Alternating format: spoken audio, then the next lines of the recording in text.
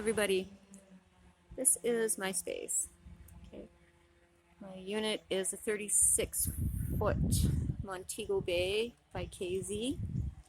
I have a little sitting area here with fire pit that looks out over the mountains. Oh, noisy neighbors today. Sorry about that. I have a little bit of green space out here. All right. A couple passes with my little push mower, and the lawn is cut this time of year, It's great. It's starting to grow, so spring must be around the corner. So yes, I want to see my rig. This is my unit. So the roof went up in the spring, last spring. So this was my first winter without having to shovel snow off of the awnings above the slides, which is kind of cool. I put this up this year. This is my first winter with this wrap wall windbreak. I don't know what you want to call it, but it definitely helped keep me a little warmer this winter. I'm not gonna lie. So yeah.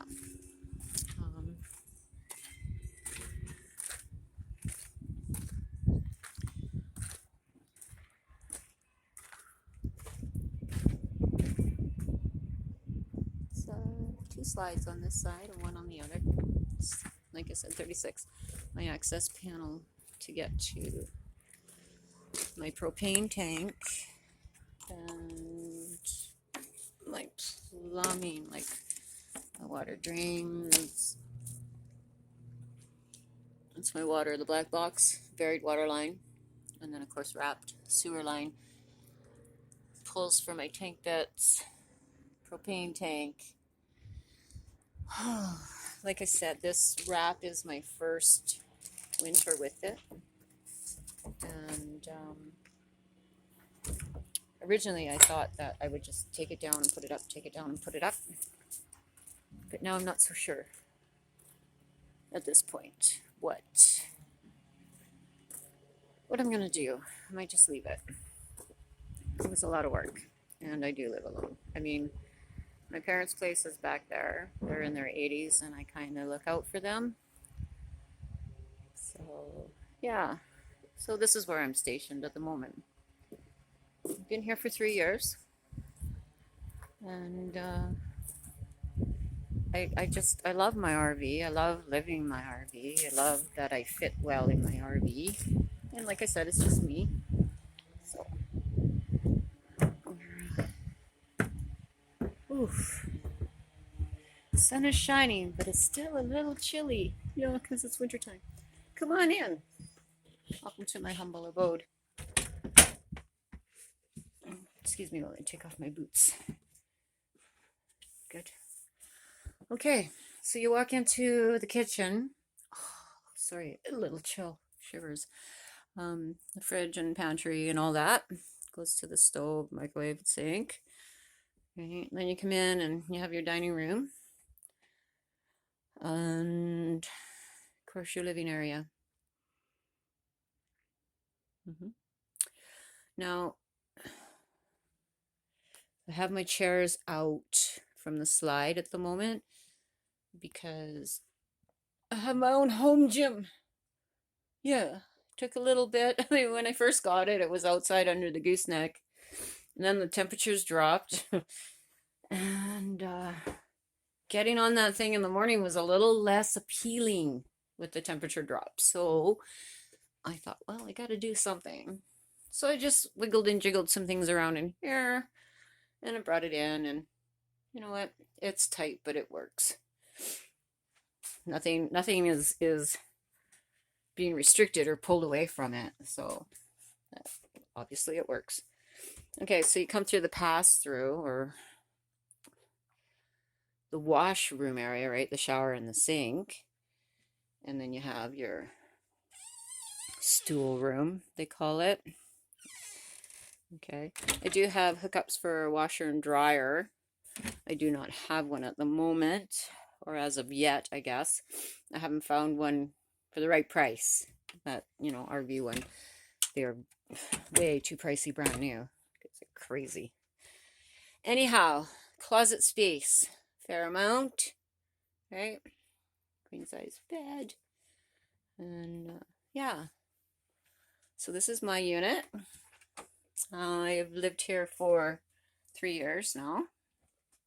Coming up on, yeah, 3 years. So I have an infrared, I use an infrared heater in the wintertime as secondary heat as well as my furnace. I do run my furnace. I noticed a few of you, when you do your videos, you talk about the heating and keeping things warm in the winter. But because of the condensation, you don't run your furnace. So I find the first year I was drying my windows almost every morning, and I was just like, I don't understand this. Like, why? And then I mentioned it to my father, and he's such a wise man. Most elderlies are, right? Anyways, he told me that when I close my blinds in the evening to keep the cold out, I mean, they're double pane, but still, to leave, oh, can you see that little gap, right? To leave a little bit of a airflow, airspace, so that, you know, it doesn't build up the condensation. Oh my mercy. Come on. Oh. Oh. Okay, it's usually a two-handed job. Yeah, anyway. That's that. Yeah. So this is my unit, and very happy here. I fit well. I do use the fireplace, but more for ambience and maybe just a little summertime warmth or whatever. I run the infrared because it's better economically, power-wise. Less fire hazard, all the things. So, you know, I mean, when I go out for the day or whatever, I leave that little heater on so things don't get ridiculously cold. And then for the most part, it doesn't do too bad. And then just for the balance to warm things up just slightly, I boot up the furnace. So, you know, yeah. I also use the big propane tank so I don't have to worry about running out. Yeah. Oh, I do, however, have a question for you wonderful folk. Okay, let me see if I can do this without...